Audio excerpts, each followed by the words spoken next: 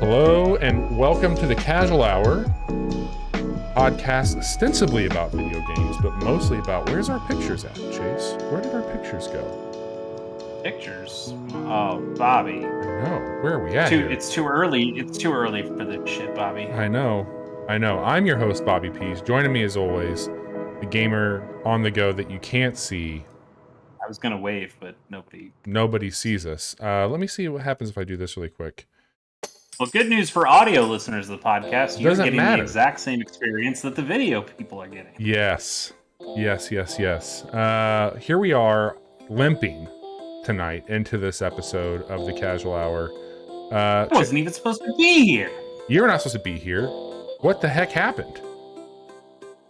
It's a good question. Jedi's here. Hi, Jedi. Hi, Jedi. Hang tight. We're going to try and show you how the sausage is made really quick. Please.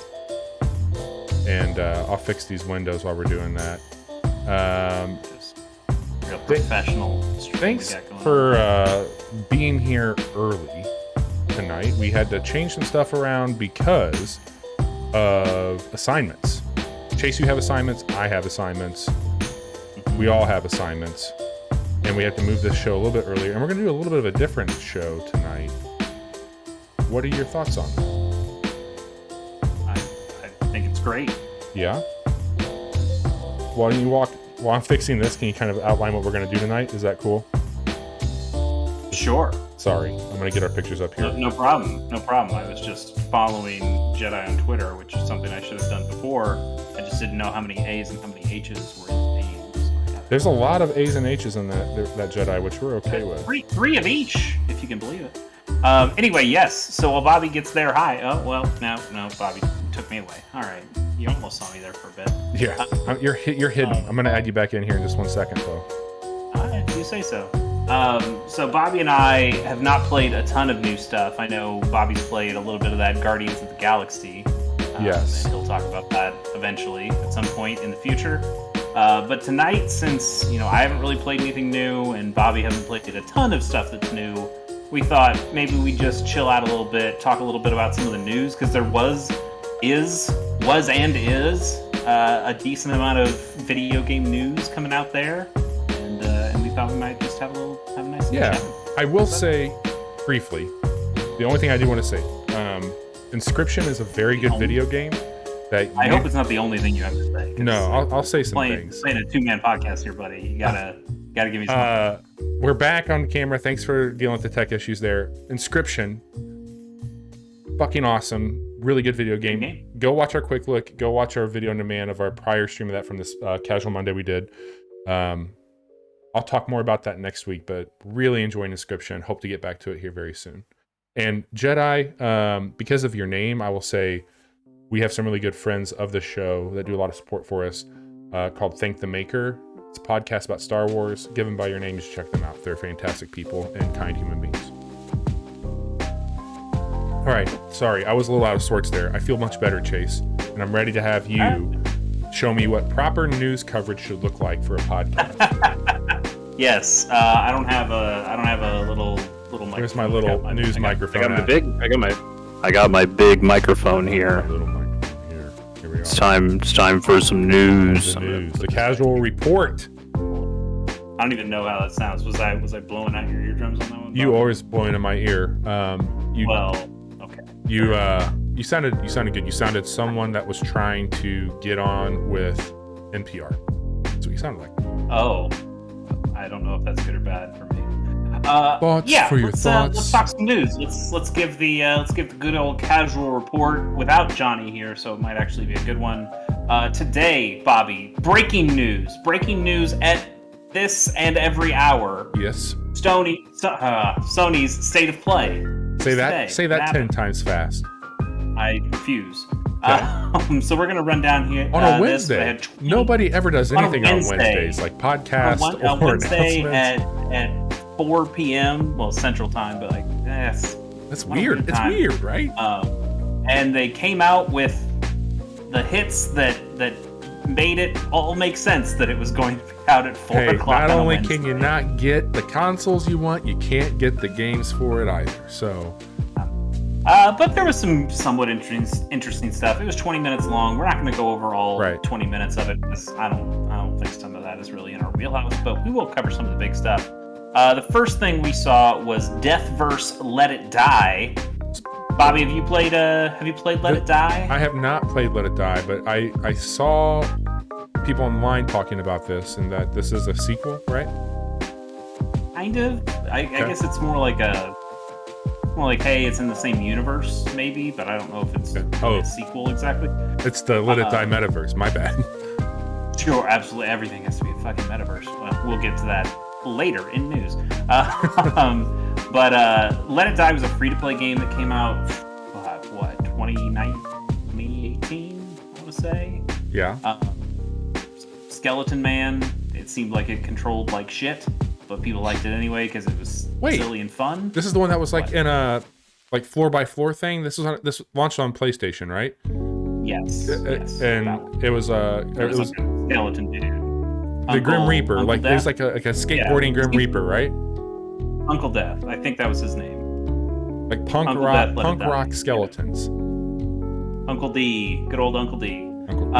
Yes, you know what I'm saying? That's this is going great. It's a great podcast so far.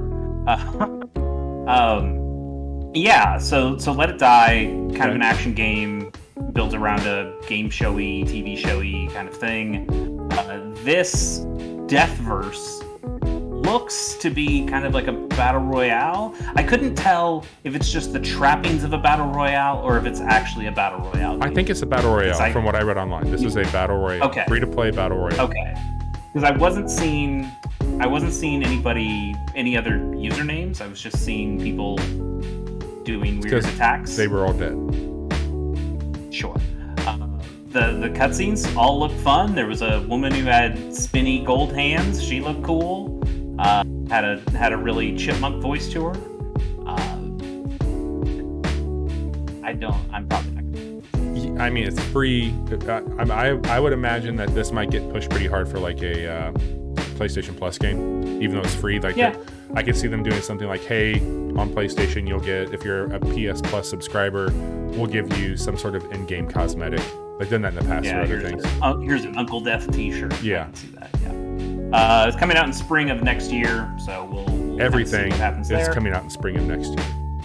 Not everything, but most things.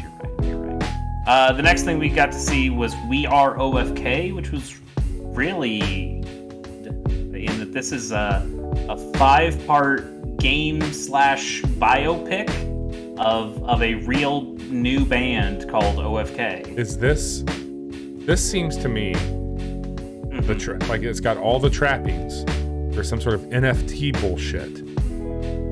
I don't think so. I think it feels a little bit more genuine. Did you watch the trailer for this? No, I haven't watched any of it. I'm going into this tonight as blind as I can.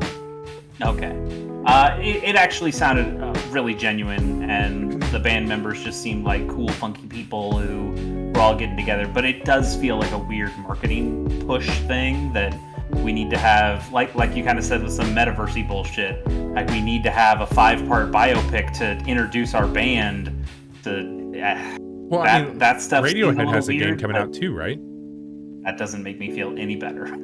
That's In fact, that makes me feel a little bit worse. I love I like the Creep song. They hate that song. Well, they hate these canes. A quick little sidebar. Tom York intentionally. Yeah. Your friend and I. He's got an H in his name. He does. He's fancy Tom. That's what I know about Radiohead. On that song, on Creep, when he does the really heavy distorted guitar rip that we all fucking love, that was designed by him at the time to make the song sound like shit. And it completely backfired, and that song blew up. I saw the band Tears for Fears live a couple years ago, and they actually covered that song, and that was really fucking cool. Sorry. Anyway, Radiohead, you're okay. Bobby, I just have one question for you. Yeah. What the hell are we doing here? I'm just a weirdo. I don't belong here. I don't belong here. I know. Please, let's move on. Please. This seems kind of okay. Maybe I don't think we actually saw any of what the game was. Maybe I couldn't tell. I certainly It didn't. was really hard to tell. But I like the art style of whatever it is that they were doing with this. And this 5-part series is also. It sounds like it's going to be like a series of interactive music videos, and that each of the 5 games is each its own song, or is each related to one song off their debut EP.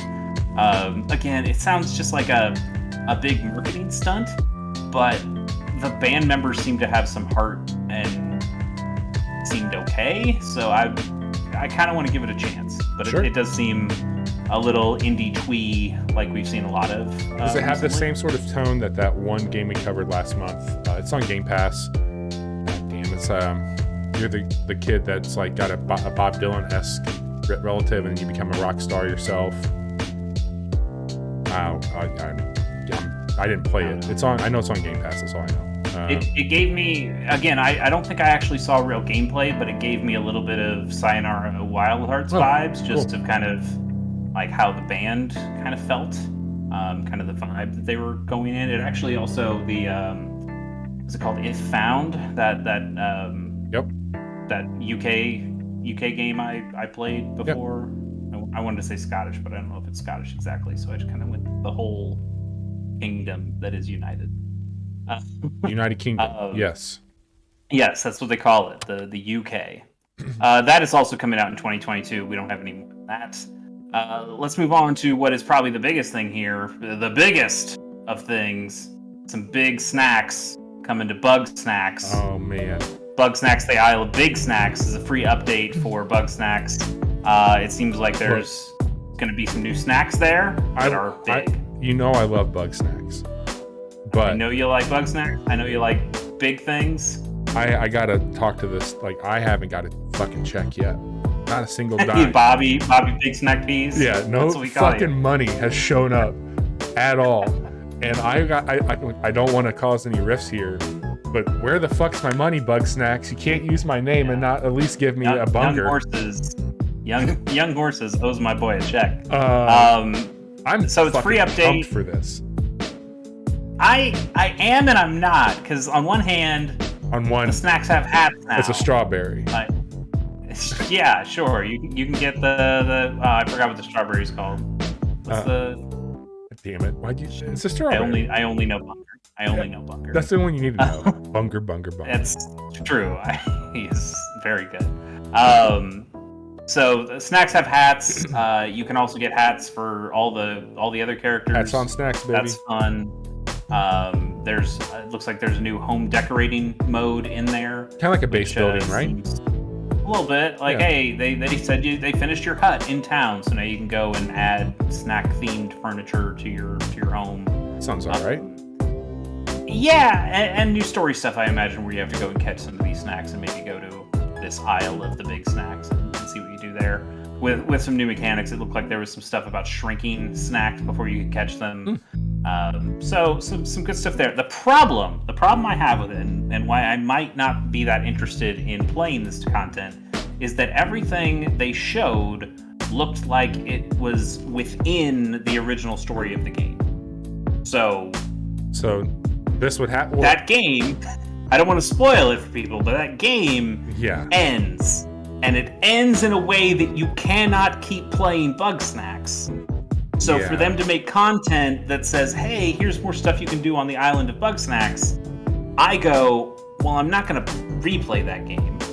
Right. So why? Right. How does this work in? Like, what's happening here? And I just think that it's something that's going to end up missing me, because I had a good time with Bug Snacks, don't get me wrong. I just don't want to go back and replay that game. It feels kind of like the Horizon Zero Dawn. Like their DLC is awesome, but it's also in a way like you have to be a certain level to access it in the game, and it does not happen after the end events of that game. Yeah. And so like you get to a point where you can do that. It just seems like they're kind of sandwiching it in, because there's a very definitive end to that game versus same with Bug Snacks here. I can't remember if Bug Snacks did did it the same. Like, because I know with Horizon, it gives you a save point before the point of no return, so you could just go and do the winter stuff after that. Yep. And I can't remember if Bugsnax did the same or not. If it did, I guess I could see myself going in there, but it's still weird. Did they say this is free? Oh, it is a free update, right? It is free. It is free. I would... And it's coming in early 2022, so we'll see it sooner rather than later. I'm excited to see what this is. I don't know how much I will play of it, but I am excited to check that out. I think that could be really cool. Oh, and I need to update. Yeah. Moving too quick, man. Well, we're about to move on again, so updated again. Yeah. Five Nights at Freddy's Security Breach. Hell yeah. December 16th. Nothing else to be said. I have nothing. I have nothing for this, so we're going to continue moving on. Death's Door. Follow our thing. Yes. Go ahead, say it. Do it. We haven't done anything with it. Sure. But we, as the casual hour, the royal we, have acquired all the social trappings for a URL, all the social networking for onlyfanafs.com. And we're going to come up with some sort of OnlyFans, but for Five Nights at Freddy fans. It's not going to be as sexy. It's going to be pretty pathetic. No, it's certainly not.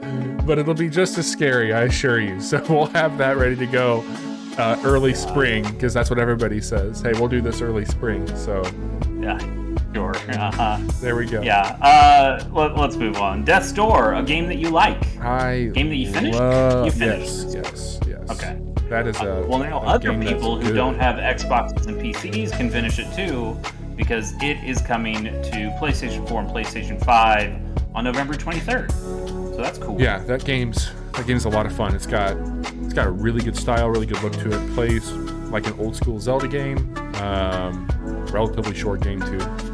And I think that Death's Door, one of the better looking games. We've got a quick look of it on our YouTube channel, so if you're listening to this, go to youtube.com/casual hour, and there'll be a quick look segment. Go there and look for Death's Door, and you can check that out.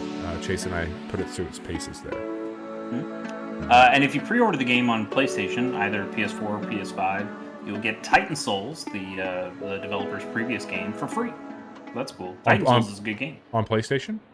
On PlayStation. On PS4 or PS5. Nice. That's really cool. It's a pretty good deal, because that game's good. I want to say that Death's Door is like $20, $25, somewhere in there. So 2 games for $25. Not bad at all. Yeah.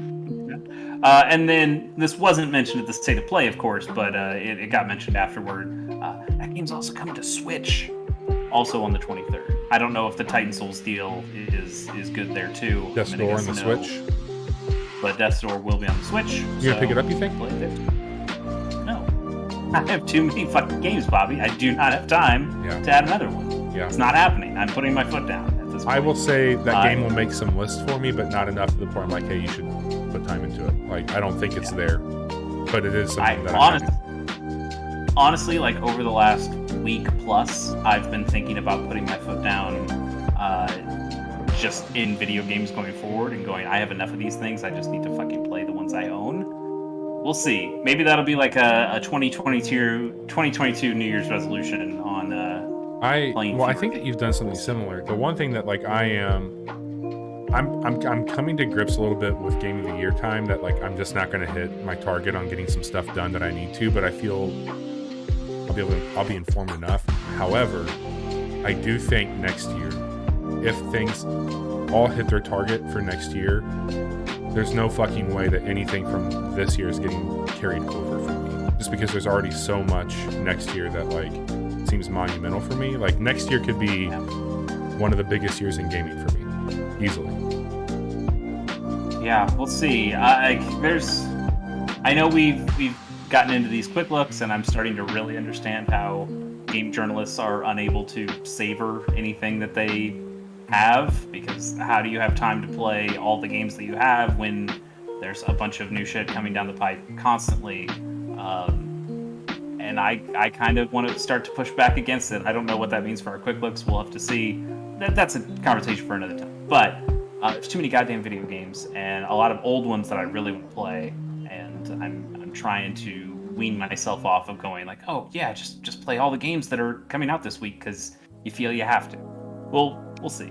The podcast Just something curse, I've been man. thinking. It is the podcast curse. I mean, look, I enjoy the stuff that I do. Like, I have a blast with it, and I think it goes without saying that, I mean, clearly, anybody who's smart enough can see that, we don't have a huge following. We're not quitting our day jobs to do this. This is literally a hobby. It's an excuse for us to hang out as friends, but it's also caused me, like, as much as I might curse the podcast curse, like, I have such a different appreciation and, like, a different eye for video games than I did.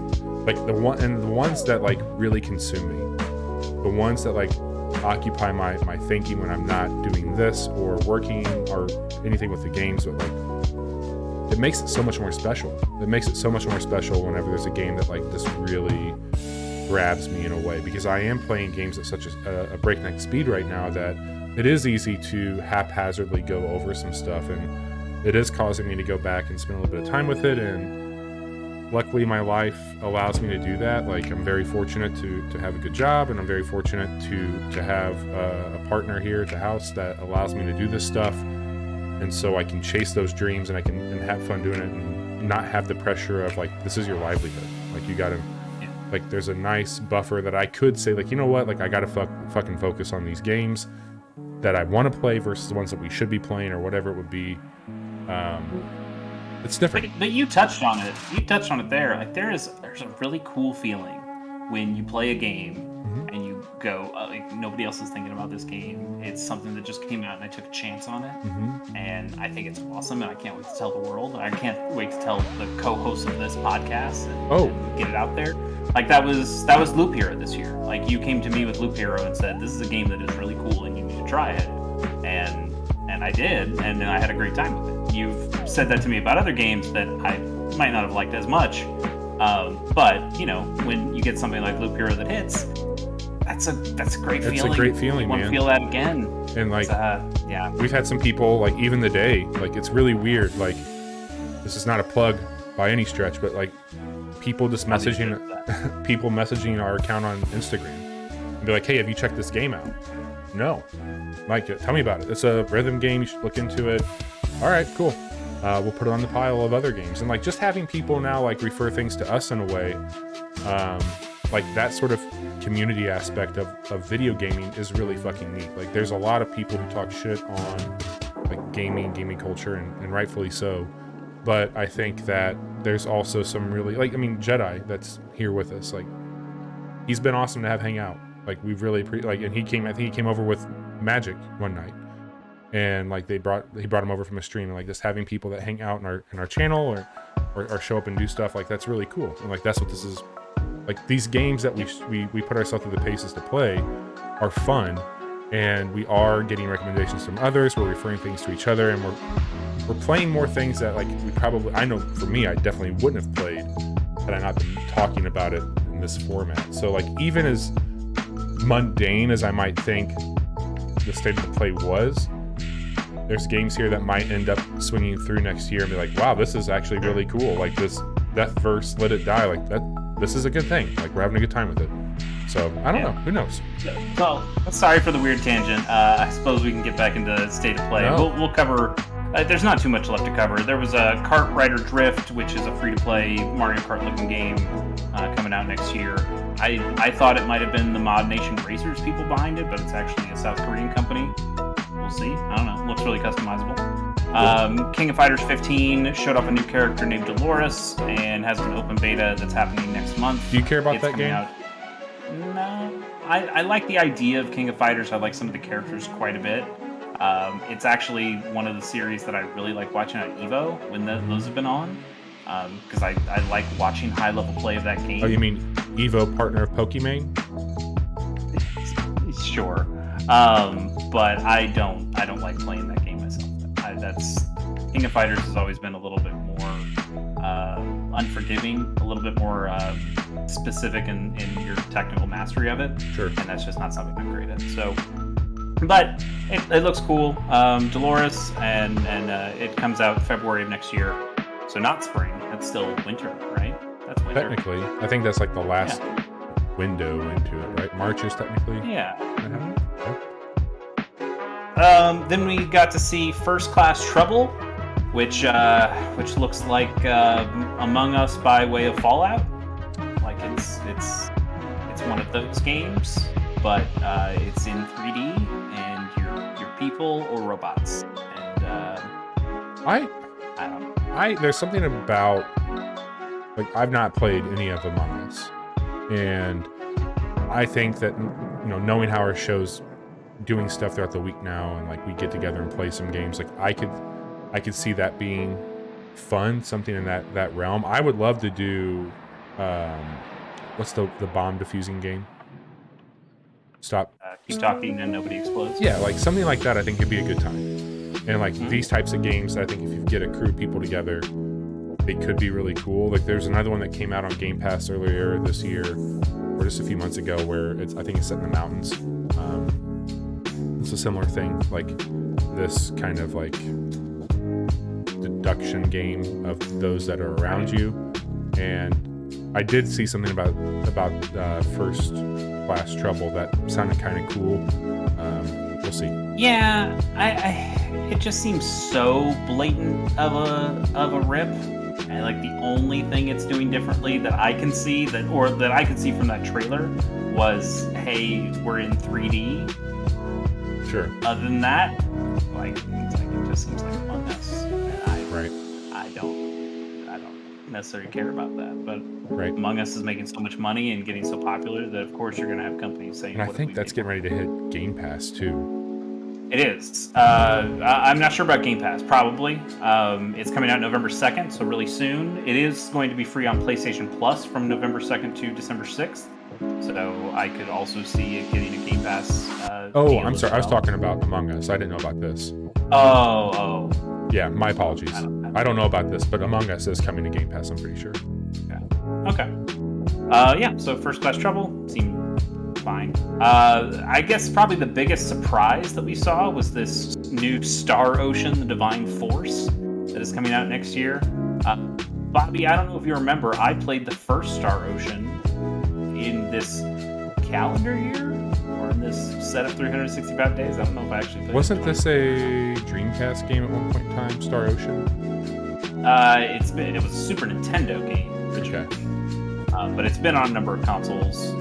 It's gotten 5. I think there are 5 Star Oceans, and then there's a spin-off game, I believe.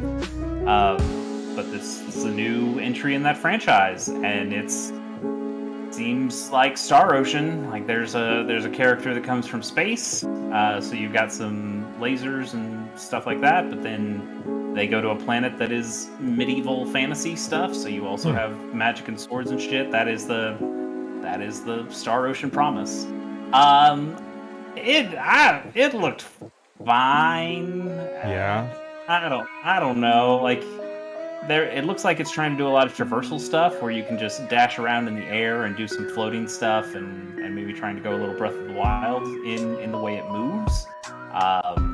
This isn't an MMO, right? This is just an action RPG? No. Yeah, this looks like it's going. It looks like somebody at Tri-Ace and Square Enix said, "Hey, that Xenoblade Chronicles seems to be doing okay for Nintendo. What if we dusted off a franchise and tried to make one of those?" And hey, maybe it'll work for them. I've found the combat in the first Star Ocean game. That's the only Star Ocean game I've ever played, so that's the only one I have to go off of, which was a Super Nintendo game. So again, probably not the most helpful comparison to a game that's going to come out on PlayStation 4 and 5. But I really did enjoy the combat that is more action-heavy RPG stuff. That's been pretty cool. So we'll see. Nice.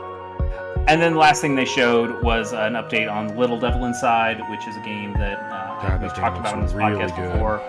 Has a great, gorgeous art style to it. Yeah. And they showed off a little bit more of kind of how that game works, and all of it looks really adorable and cool. No date, not even a year, nothing. As soon as I saw that, hey, that was it. They shut the show down with it. I was like, give me a date. Just like, give me a date on this game. Of course not. Yeah, and this game, this was shown off, if I'm not mistaken. This was shown off like at one of the first. It was like last year, around this time last year. Is they announced the PlayStation 5 and they showed off, hey, this is going to be only the games. And I'm pretty sure that Little Devil Inside was shown off at that. And I know there was a 2017 tech demo, right? Wasn't it the one that people were calling out for having some kind of like tribal enemies that were a little weird, so they've changed those? Like how that it had like little guys in masks and things that people were like, it's a little weird, and then I believe they take all that out. No, Jedi, they didn't show anything more. Is that game called Stray? It's called Stray. About where you're the cat? Yeah. Mm-hmm. No. Yeah, Cat in the Cyberpunk City. Yeah, nothing more about that we've heard, at least not from the State of Play. But yeah, looking forward to that one as well. Okay, that was the State of Play. It was 20 minutes. We took more than 20 minutes to talk about it. But we also had a pretty big tangent there about how we're playing video games. I think the next 20 minutes here will go pretty quick. I really do. Yeah, let's move in. Let's get to some other news that happened in this last week. The first thing, I think maybe the most important thing to us, is that Nintendo Switch Online Plus expansion pack is out now. We have it because Bobby and I are family now. When you're a casual hour, you're family. That's true. That's true. So now we have it. I downloaded both the Nintendo 64 and Sega Genesis launcher things, so now I can play those. Other people have been doing that too, and I don't think the reviews of this are all that great, Bobby. No,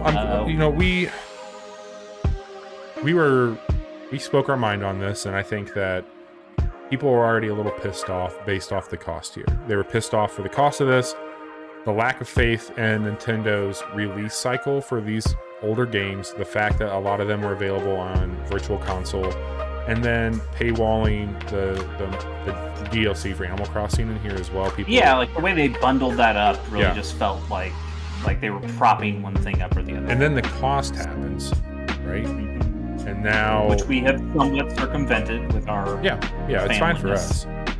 But I think that the performance of this is really rough for a lot of people, and I've seen a few things out there about the performance and the mapping of the controllers. And I just want to preface this with, like, I'm not going to complain and not give money. Like, I'm one of those suckers that, like, I've got the 64 controller and the Genesis controller coming.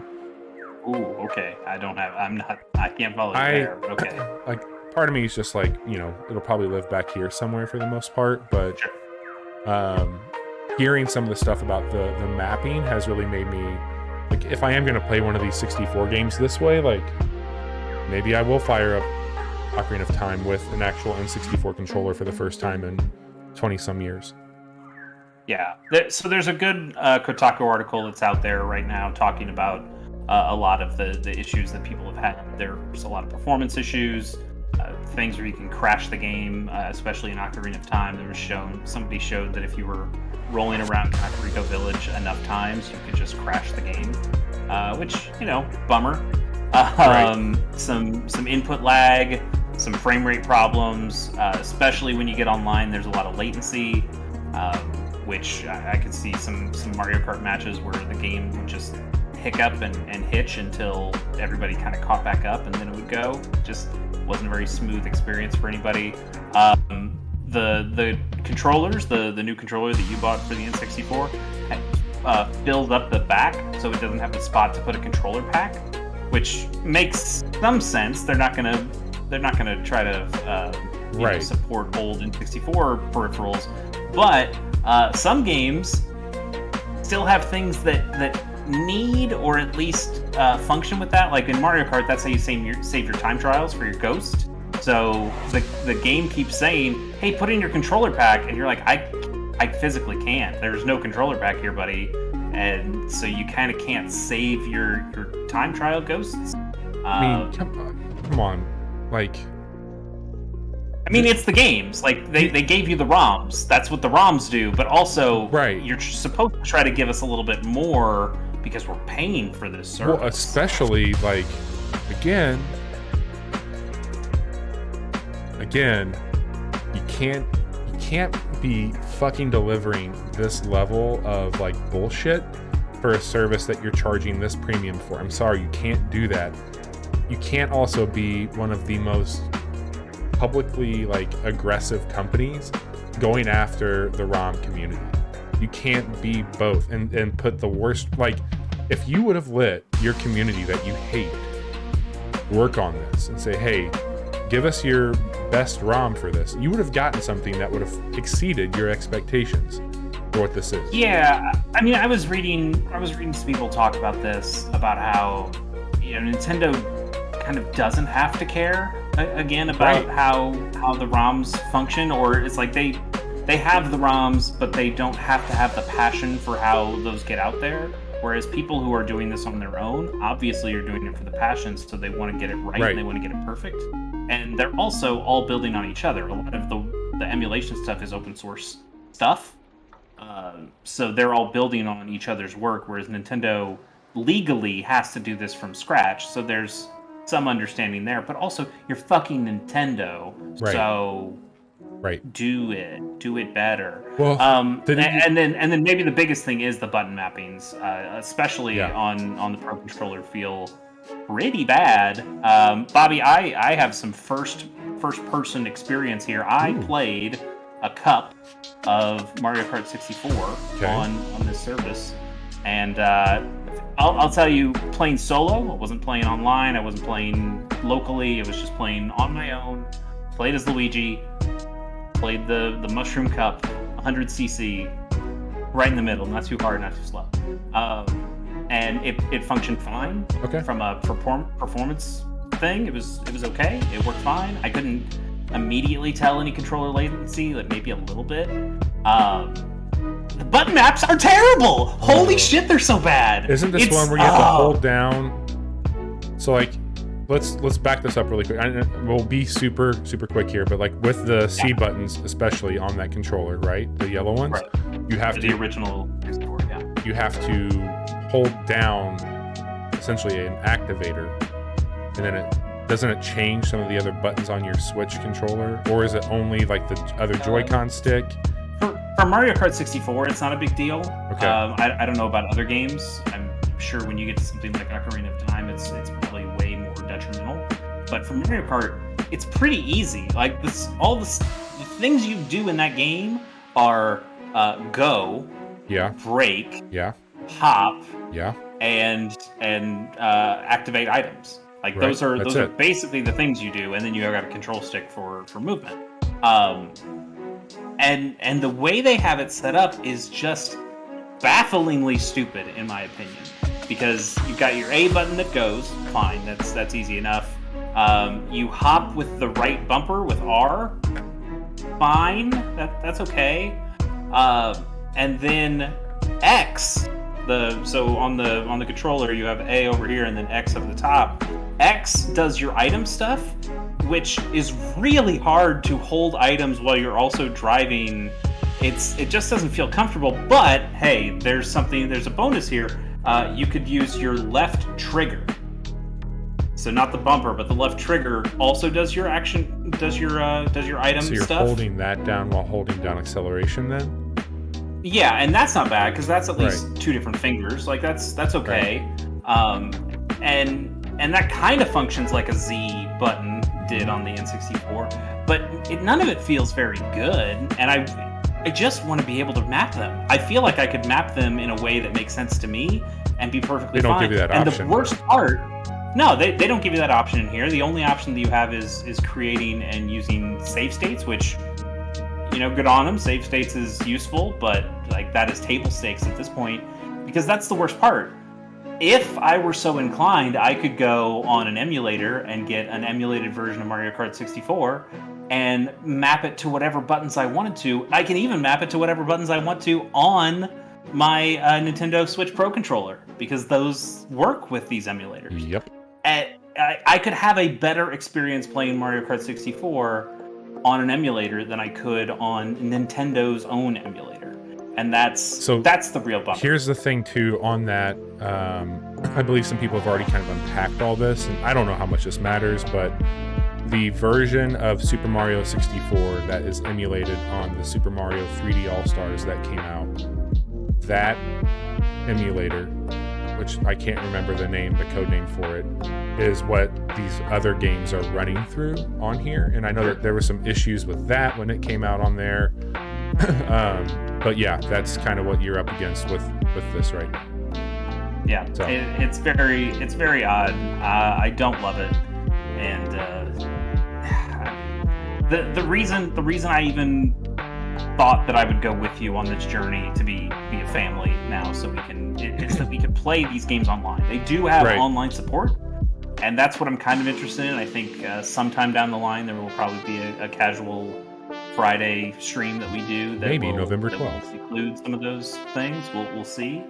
But if I could play a game of Mario Tennis or Mario Kart with you guys, sure, that makes more sense to me, and that's something that I am not getting at least easily on emulators. I know there are ways of making that work, but that is extra work that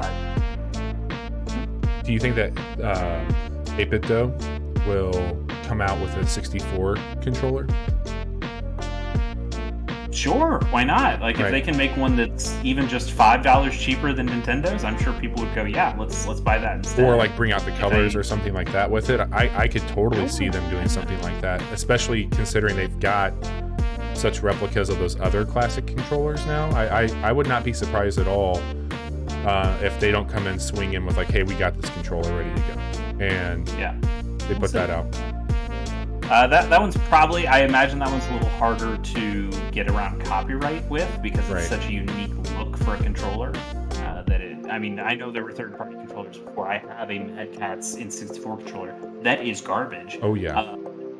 But it does. I think 64 era was peak Mad Catz garbage, in my opinion. You're not wrong. You're not wrong. Let's move on. Actually, one more thing before we move on. Yeah. Sega Genesis seems fine. I played some Dr. Robotnik's. Because you know why? Because Sega does what Nintendo don't, apparently. Damn, got him. Oh. It is very weird that on the back of that Sega Genesis controller it has Nintendo Sega. I know. We've had Nintendo Sega controllers this year, and we've also had a Sony exclusive Fire Up with a Microsoft logo on it. What the fuck is happening in 2021? It is weird. I mean, the Sega Nintendo thing has been kind of novel, but like that is something that I've had on my GameCube when I played Sonic Adventure 2 Battle. Right. And it's like, Sonic's on Nintendo now. It's weird, but that's been... I'm sure for a bunch of kids, it's not weird anymore. It's just, that's what it's always been. Yeah. Let's move on. There is a new Pokemon Go. Kind of. Nice. Niantic, the makers of Pokemon Go, and Nintendo have teamed up once again to bring us a new AR-style walk-around kind of game starring Pikmin. It's called Pikmin Bloom. It is rolling out now-ish. It's going around the world. I think they were starting in New Zealand and Australia, and then it'll You can download this now? You download this now? Okay. I'm going to find out. So I will check that out. If not now, very, very soon. But yeah, you walk around. You get to be a Mii character. They brought in the Miis. So you get to be your Mii, and cool. You walk around the world, and as you take steps, new Pikmin grow, and then you get Pikmin following you, and then you're supposed to... it's supposed to kind of be like a diary of your day. It tracks where you've been. You can take photos for things, so you can kind of go back and see, oh, here's all the things I did today, which sounds a little creepy in a tracking sort of way that I don't necessarily love. But, you can also put a trail of flowers behind you, so that's better, I guess. Let's see here. Pikmin Bloom has received a soft launch to coincide with the series' 20th anniversary, with a release date in Australia and Singapore on Wednesday, October 27th, and other countries and regions in the coming days. So soon. So we estimate it'll arrive during the week of November 1st to the 7th. That's what they're saying. Sure. I mean, it seems really pleasant. I like Pikmin. I like the idea of Pikmin. But it also seems really thin from what I've seen so far.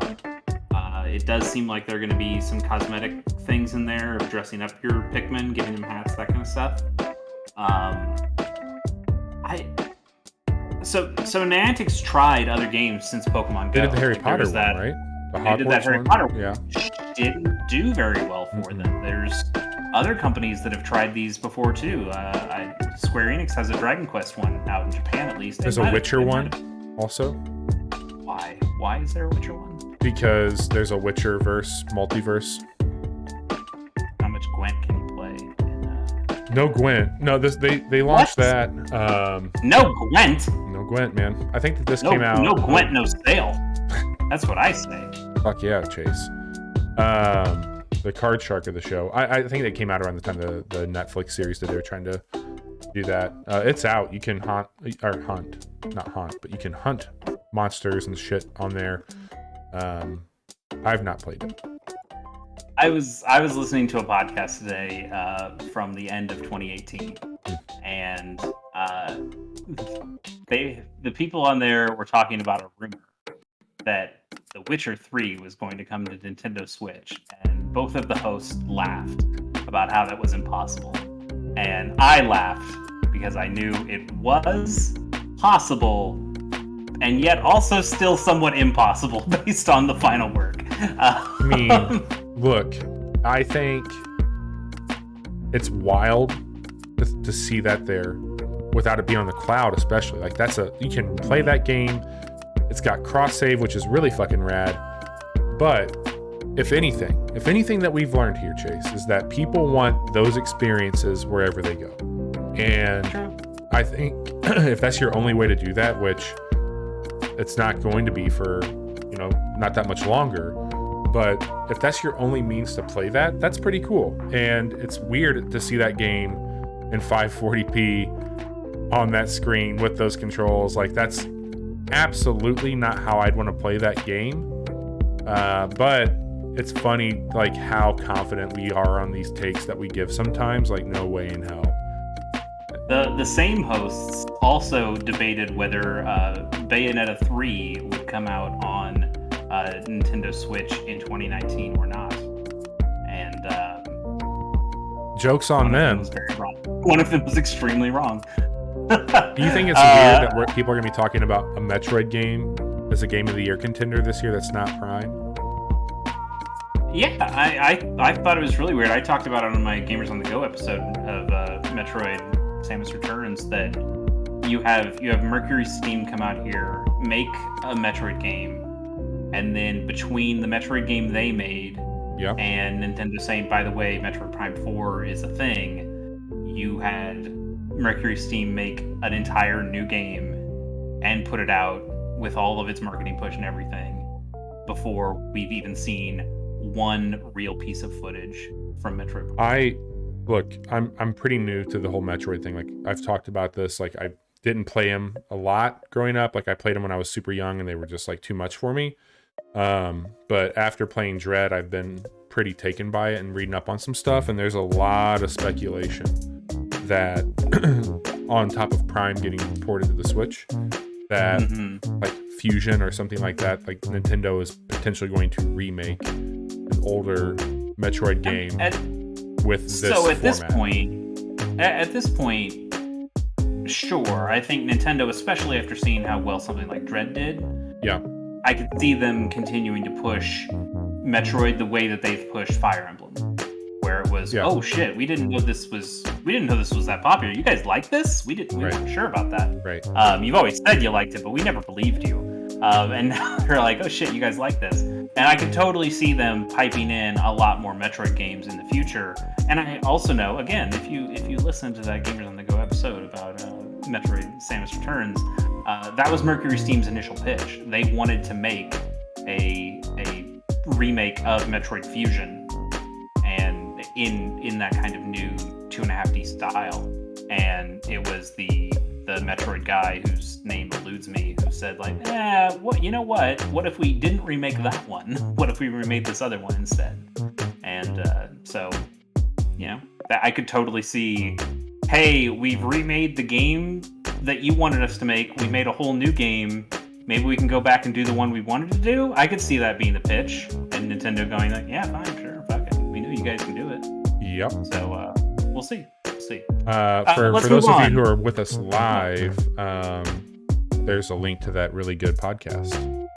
It's got our friend Magic Air on it too. And if Chase will remind me or just update our show note, we will link to that episode that Chase is talking about and the show notes for this that you're listening to. So go back in, look at the show notes. I'll absolutely forget. But we'll have a link to that episode in our show notes for this. Sounds good. Since Johnny's not here, let's talk a little bit about Halo. and like have a nice, calm discussion where nobody gets crazy or froth at the mouth about how much they love Halo. Man, they gave my man Craig a beard. That's not okay. Bald and beard, baby. I'm Craig. Bobby, did you watch the what was it, like 6-minute campaign Nope. campaign video for Halo? Here. I did. For Halo Infinite, rather. Yeah. There's a new Cortana. Well, yeah, because the other Cortana, is dead and or rampant. Yes. All right, so like, look, not that we're gonna spend a lot of time on Halo.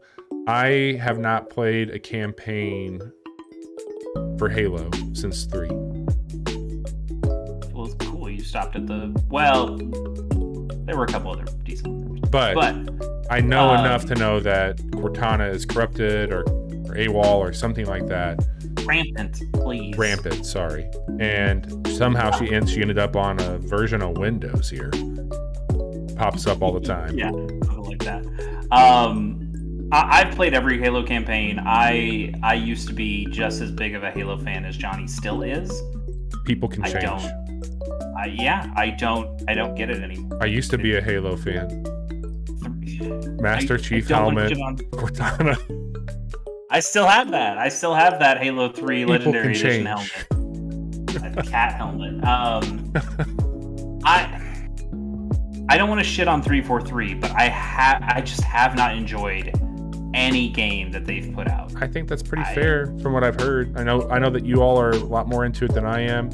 Johnny will be the apologist all day long.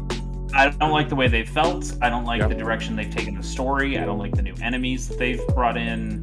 None of that stuff has been fun for me, and I've pretty easily said, yeah, I'm done. I had my fun with Halo. It was a big deal for me in high school and college, and now I can pretty safely just say, that was a part of my life that I don't need anymore. So I'm not going to be getting Infinite, almost assuredly, unless something incredibly changes. But from what I saw in this, I still, like looking at what Halo is. So there's a new Cortana, and it's just Cortana. It's just they just remade Cortana. It's the same voice, it's the same character model. It's and it's just like they wiped. It's like, hey, here's a new version of Cortana. We rebooted her. It's fine. And she's asking questions like, hey, the other Cortana went rampant. Also, she sounds like a teen girl version of Cortana, and it's bad, where she's just like doe-eyed, fresh-faced. Hey, I heard the last Cortana went rampant. Can you tell me more about that? Like, why do you have to stop her? And it just was, felt bad. Felt bad. Hey, really quick, you said that you're not going to get this. I know that to be true, but just from my own lizard brain here, you were at least in some capacity when you get a Steam Deck going to maybe check out Game Pass, right? Yeah. So maybe you'll play it sometime that way. Sure. Yeah, I can see it. Like maybe once they add the campaign co-op, which will not be there at launch, maybe I'll try it then. That's maybe my other problem is because campaign co-op in Halo, that's classic. That just makes sense. That's how I played every campaign of that game is with my friends. This game, here's where your ears are gonna perk up and mine are gonna perk way, way down. Bobby, I think they just made Far Cry. I saw that in the note here. That's all they did. And I gotta say, like, I saw some other takes saying that too, and I like, obviously I love Far Cry.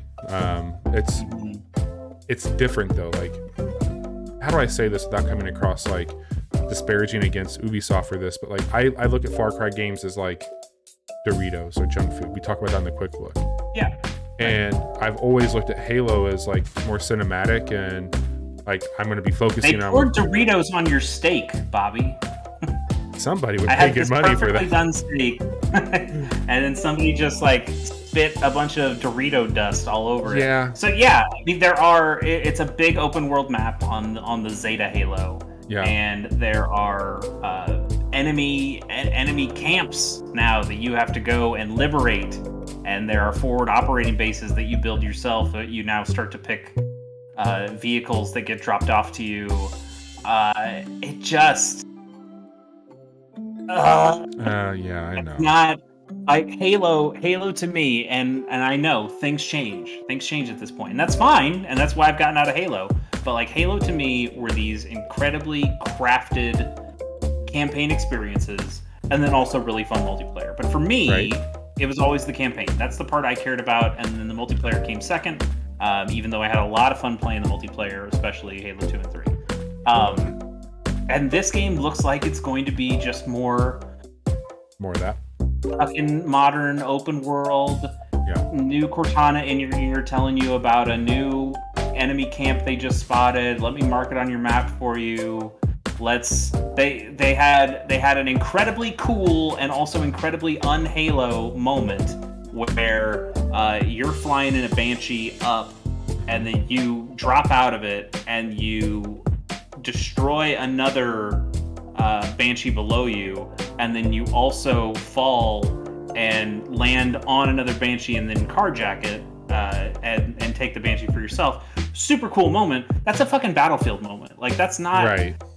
I mean, I know Halo has had the carjacking stuff before, and that's cool. Carjacking's super fun in those games, but that was just a moment where it was like, hey, here's some Far Cry dumb shit that you can do in the campaign. I'm like, that's not what I want. I want people talking about the Forerunners and right. So my question would be, and we'll just move on after this.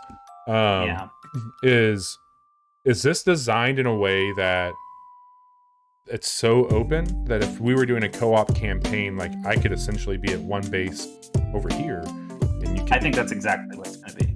Yeah. So like you could be spread that far out on the map, working towards objectives, and that. I mean, they didn't show that. They didn't show any campaign co-op because that's not going to be in there at launch. Right. But that is what I believe it's going to be.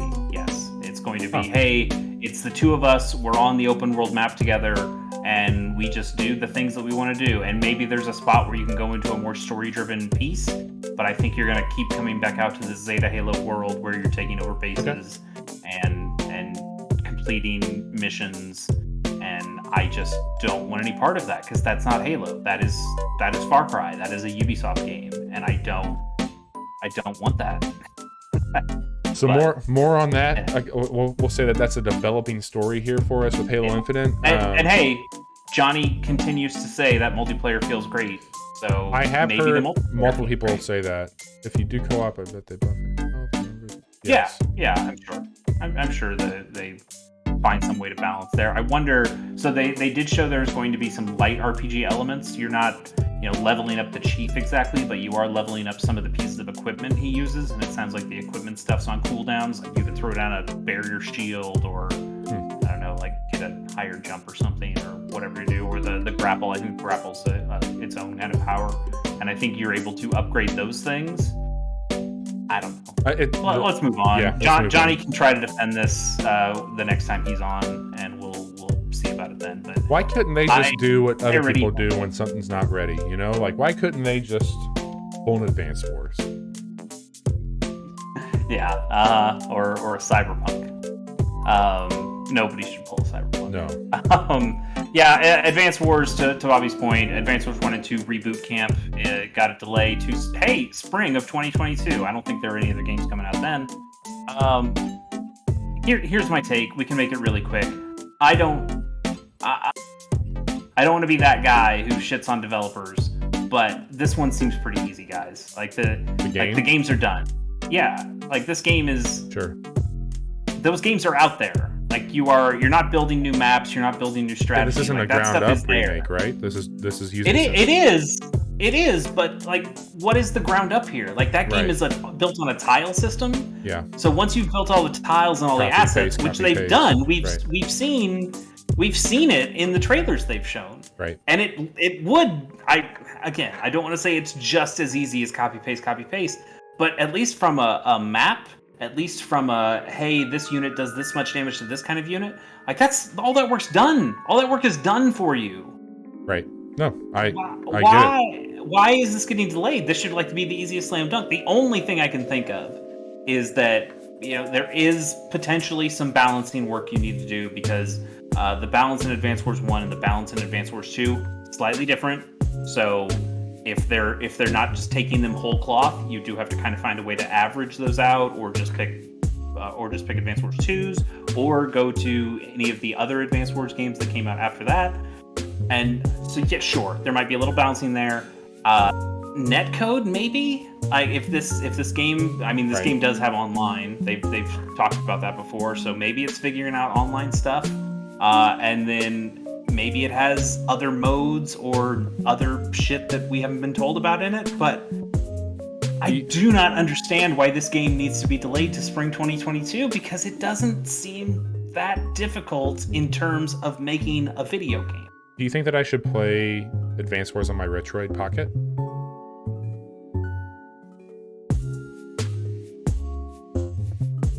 I think if you do that, you don't need to play the reboot camp.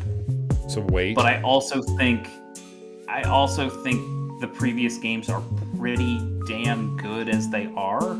Okay. So yeah, but like, I've also been thinking I would like to replay Advance Wars and Advance Wars 2 and properly get through all those things. And I've had that problem. It's like, do I replay these right now? I've got emulated versions. I have the actual carts. I can do whatever. I can wait until the Analog Pocket comes out. Maybe I'll play them then. And then my thought is, well, but I know I'm going to get this reboot camp. One, just so I can tell Nintendo, people like fucking Advance Wars, you should make a new one. And to continue to support anything that in Intelligent Systems does, so they'll make a new Fire Emblem too, which is definitely happening with or without my purchase of Advance Wars. But yeah, like, I don't think I want to replay Advance Wars 1 and Advance Wars 2 and then play what is essentially just those two games again in a matter of months, although now it's a matter of a couple of extra months. We can move on. I just do not understand why this isn't coming out in December like they originally said. I wish somebody would tell me, hey, we're doing this, and this, and that is why we need to move, instead of just, hey, we need to tweak a couple things, because what is there to tweak? Right. Maybe we could play some Advance Wars on a casual Monday sometime. I would love to. I would absolutely love to. Okay. I know Jiggy did a stream on Advance Wars before, and I watched him and kind of gave him some pointers as he was playing. I think that would be a great idea if you played a little bit of Advance Wars and I kind of shepherded you a little bit on how to play. That could be cool. More to come. Let's move on. Speaking of rebooted games, Grand Theft Auto. Maybe you've heard of it. The Grand Theft Auto, the Trilogy, the Definitive Edition, is coming November 11th. That's soon. That's very real soon. Yeah. And it's coming to everything except the Stadia, I guess. It's coming to Switch. Fucking Grand Theft Autos are coming to Switch. Is it actually coming to Stadia? It might actually be coming to Stadia. I'm checking that right now. Okay. But it's definitely coming to PlayStation, Xbox, and Switch. It's coming to PS4s and PS5s and Xbox Ones and Xbox Series X's and all the different kinds of Xboxes there are. It'll have updated controls. Oh, I guess I should say what they are. It's Grand Theft Auto 3, Grand Theft Auto Vice City, and Grand Theft Auto San Andreas. That is the trilogy. Or it's the Grand Theft Auto 3 is coming. Trilogy. Is it actually coming to Stadia? Let me see here. I think it is. Okay. The first suggestion we heard about the release of the games was that the three classic... We know that the games would appear across Google Stadia, PC... I think? Wow. Maybe. Okay. I'll keep... Maybe. Maybe. No, it's not. Okay. All right. Thank God. Anyway, these three games are going to have some updated controls, so they play a little bit more like Grand Theft Auto 5. They're going to have updated graphics and updated resolutions. Yep. Yeah. Like the game preservationist part of me is like, sure, absolutely. I'm glad that you're bringing these games out to modern consoles. It's crazy that Grand Theft Auto is going to show up on a Switch. Yep. That's nuts. I mean, Chinatown War showed up on It's the got to be DS, streamed, though. What? Does it? I think. Are you sure? Or is it just there's no physical? There's no physical, I'm sorry. So you have to download it that way. Yeah. No physical I for think it. yeah. I guess what I was thinking about a little bit when I was reading this is just taking your temperature on Grand Theft Auto. I don't know how much we've talked about it. I know how you feel about Red Dead Redemption 2. Yeah. I love Red Dead Redemption 1. As do I. Fucking can't stand 2. I liked a lot about 2, but I understand all of its problems. The only Grand Theft Auto game that's kept me captivated was Vice City, and my time with the other ones has always been like, hey, this is cool until it's not. And what I mean by that is that like once I've done the loop on it, I haven't found the story. I beat 5. I didn't do any of the online stuff with 5, like very, very little of GTA 5. I barely played 4. They're fine. I know that they've got a following to them. I've always viewed them like if somebody was gonna say like, hey, what's one of the more overhyped series out there, I'd probably would nominate Grand Theft Auto as one of those series. They did a lot of work to get to where things are today, but I think that it is a bit overhyped. I'm kind of with you. I've played Grand Theft Auto, Vice City 4 and 5. Those are the only ones I've played. And I only finished Vice City and 4. Yeah. Vice City was just a huge deal to me. I've always loved the 80s. I love that soundtrack. I love the references they're going for more in that game than any of the other ones that they've done. And 4 I thought was pretty cool at the time, being on 360 and being like such an open world game. I got a way more open world game than anything I'd ever dealt with before. And I also had a ton of time as a person in college that I could dedicate to playing a game like that, whereas I don't feel like I have that anymore. Like I have too many other things that I need to play. I cannot do that. But as Jedi's pointing out in the chat, I don't want to play these games at all. Again, like the game preservationist part of me is like, good, they should absolutely be on these consoles. And part of me even says I want to buy them for these consoles. But no part of me says you need to go and play these games again. That's zero. What's interesting about it too is that I know San Andreas from this collection is being plucked out, and San Andreas is available on Game Pass, which is weird. Okay. So they've pulled one of those out from the trilogy that will be available there, and I think that you'll probably see something similar for, like, I would not be the least bit surprised if maybe PlayStation, who's been working closely with Rockstar, especially when they had them kick off the games presentation for the PS5, I could see this easily dropping on PlayStation Plus, or at least a game from it. That's interesting about San Andreas because that's the one I haven't played. Same. Well, there's a few I haven't played, but that's one I haven't. Yeah, I mean, but that's the one in that span. Yeah. At least the modern ones, the non-top-down ones. Part of me would kind of be interested in just playing San Andreas just to get that idea, but I don't think I need to. I think it would miss me at this point. I'm just not that kind of person. Here's another thought I have on it. Like, I think for me, not that I'm the one that's like, give me more new Grand Theft Auto. Like, again, Johnny's not here, so we can talk about it because this is his baby. But the fact that now I associate Grand Theft Auto 5 and Grand Theft Auto Online kind of in the same way I do Skyrim is really wild to me. And the fact that they've now like brought that over to this, they don't have any information about a new Grand Theft Auto, and they've got a remake of 6 again, or 5, I'm sorry, and then they're talking more about these trilogies. Like, it just seems a little slight for me. I mean, at this point, I bounced off 5 relatively early. I don't even think I got to the torture scene that a lot of people had a problem with, the Trevor part. I just didn't even make it that far because I didn't love it. The only way I'm coming back to GTA is if they come back to Vice City. Like, if it is either back to the 80s style or if it's let's check out what Vice City is today. Like we can see the griminess of how the 80s has like gone away. Like I want to see like just a crumbling Miami. I could be okay with that. But yeah, I don't think I need any more GTA in my life. You know what else would have gotten me is if this collection had Liberty City Stories and Vice City Stories, the PSP Grand Theft Auto games that at least had different side stories to them. I think I would have, because I didn't play either of those, so I don't know anything about those games.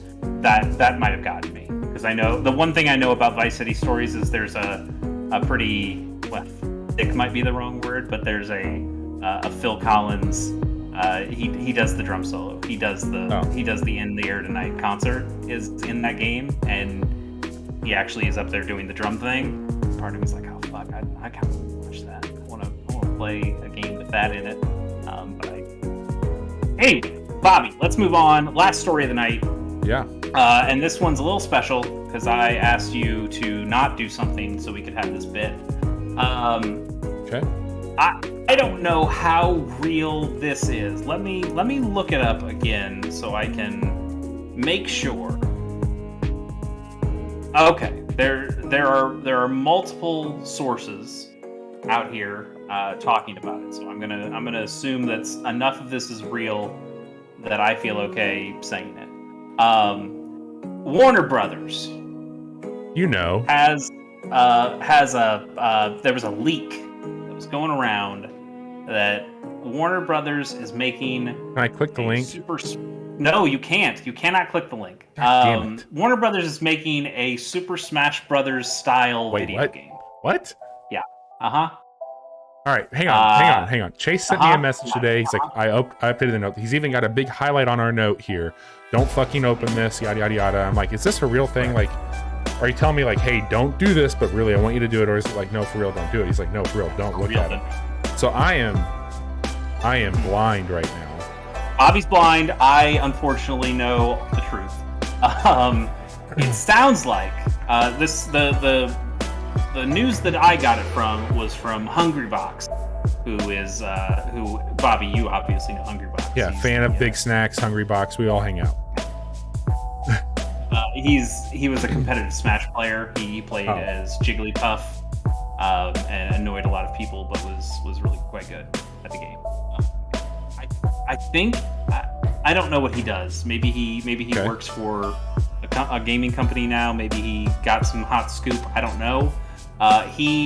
He's the one who seemed to leak out this image of a partial, at least partial, who knows, maybe it's the full thing, maybe it's just what it starts with, the character roster for this Warner Brothers Smash Brothers kind of game, that it sounds like is being called the Warner Brothers Multiverses, which, whatever. No. Yeah, not the worst. Hey, at least it's not the metaverses, right? It's the same shit. It is pretty close. Bobby, this character roster is a fever dream, and I'm going to just run down this list. I don't again, do not click that button. I would like to run down this list of the characters in the display screen. It looks like the original Hungrybox tweet has been not deleted, but the photo from it has been deleted. So, it's out there. You can see it on other things. But actually, let me pull it up because I don't want to just take his talk. I don't want to have just the tweet text. I want to see the characters again. Did anybody take a fucking screenshot of this? Come on, guys. Don't just embed the tweet. That's weak sauce. People just embedding tweets. Bunch of babies. What are we doing? Okay, here it is. Found it. Okay, Bobby. Okay. If I said Warner Brothers is making a Smash Brothers game, who do you think the first character in it would be? Batman. Batman is confirmed in the game. Okay. Batman. Superman. Confirmed. Naturally. In the game. Makes sense. Wonder Woman. in the game. Sure. We're 3 for 3. None of these sound all that crazy, right? Is there a gremlin? No. Not yet. God damn it. Yet. If they don't put Gizmo or a gremlin in here, I'll be pissed. Harley Quinn is in the game. They're just making injustice. This has been done. Hang on. I am now out of DC characters. Okay. There's still more to go, and this is where it gets fun. Bugs Bunny is in the game. Warner Brothers. That makes sense, sure. Classic Warner Brothers character. Bugs Bunny versus Batman. It's gonna be great, right? Tom and Jerry in the game. Probably like a duel fighter thing, like they work together, which is weird because they were always fighting. Wait, is it Bugs Bunny or is it the Chungus? I wonder if there's like a Smash Ball version, like if that's his final smash is where he gets to Chungus status.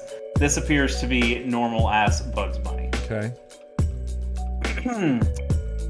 Shaggy of Scooby-Doo is in the game. Can you just see Batman just beating the shit out of Shaggy?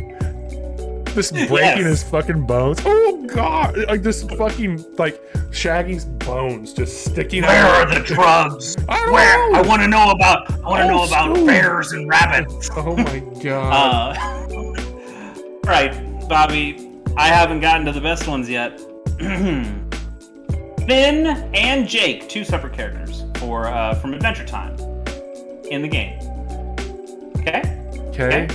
Sure. Steven Universe in the game. God. I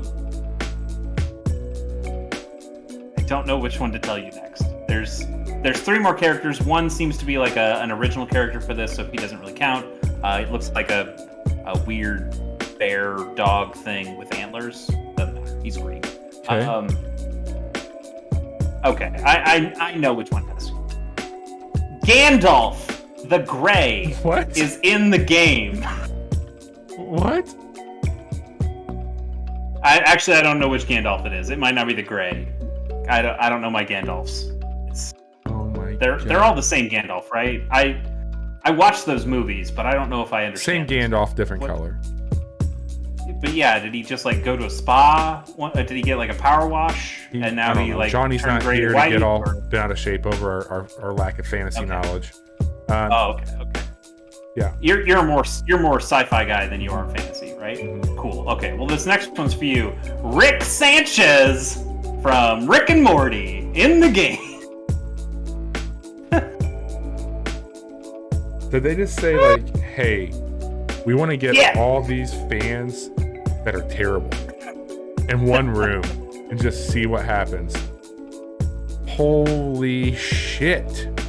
Yeah. So that is the character roster, again, at least the partial one that we've seen. Maybe it's the full roster, maybe it's the starting roster, I don't know.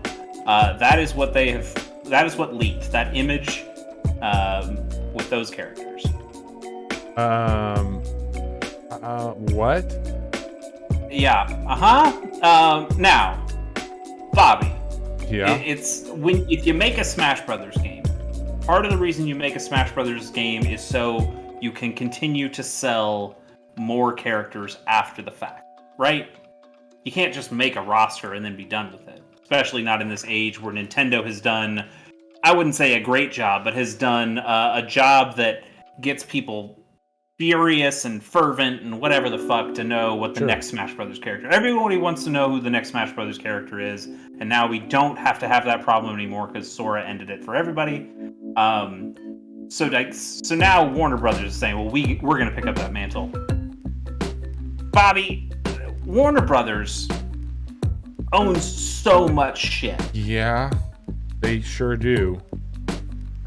What else? Who else would you want to see, knowing that at this point everybody's eligible, nobody's off limits, it looks like. I'm surprised that the Animaniacs aren't in this. Sure, they seem very Warner Brothers, like they're all about being Warner Brothers. Yeah.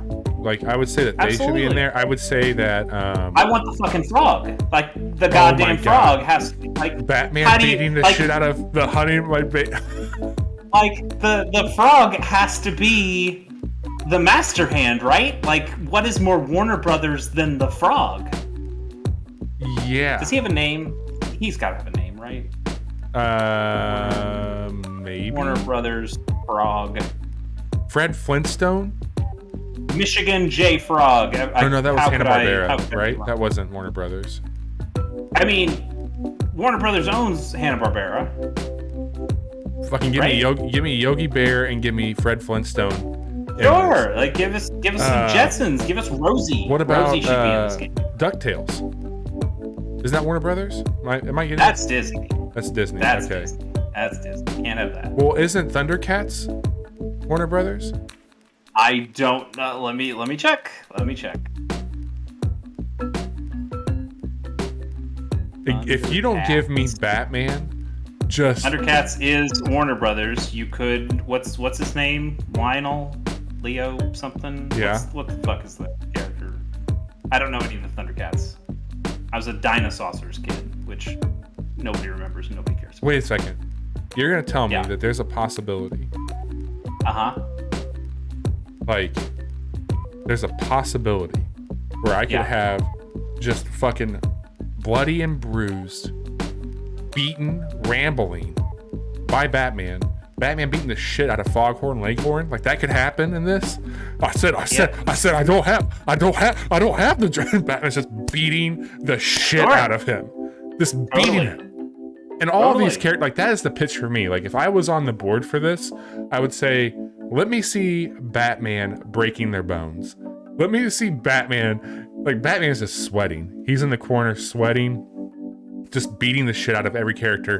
Do they pass the Batman beating their ass test? Holy shit. I would love to see that. Dexter's Laboratory, right? Yep, any Cartoon Network stuff is totally you in there. Gotta put so that's part of the other. That's part of the other problem. There has been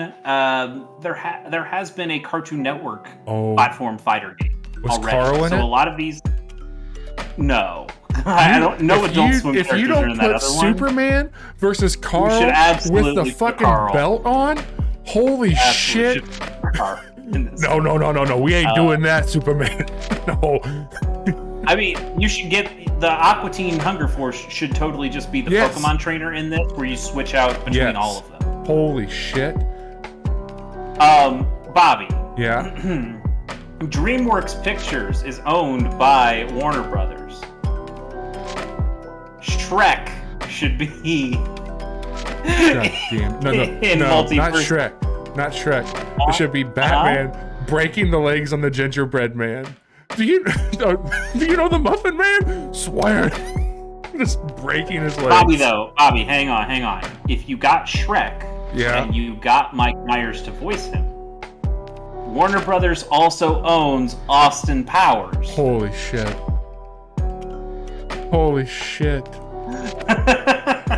Just bring in the big boy. Bobby, I've got this is by no means comprehensive, but there is a warnerbrothers.fandom.com wiki out there. There are 63 items in this Warner Brothers franchises page. Again, this certainly does not seem to be comprehensive, but let me go down a few of these other things that are in here that might make some interesting additions. Blade Runner is owned by Warner Brothers. Yeah. The Mad Max franchise is owned by Warner Brothers. Okay, I can see it. Mortal Kombat, owned by Warner Brothers. Put Scorpion in there. Absolutely. Gotta do that, right? Yep. Just makes sense. Yep. Let's see. We know about the DC Didn't they stuff. have the Lego movie too? Wasn't that Warner Brothers? Like, the Lego movie is Warner Brothers. You'd have to maybe play around with that. I mean, if you have regular Batman, you should absolutely have Lego Batman also as an option. Yeah. That'd be great. Yeah. The National Lampoon's Vacation series is owned by Warner Brothers. Put Chevy Chase. No, Cousin Eddie. Just emptying the shitter the whole time. Jesus. Oh my the Police God. Academy franchise is owned by Warner Brothers. Just the guy making all the sound effects the entire time when you fight him. Dirty Harry is owned by Warner Brothers. Oh my God, hang on a second. I gotta see if this is a thing. Warner Brothers. Stephen King's It is owned by Warner Brothers. Put Pennywise in there.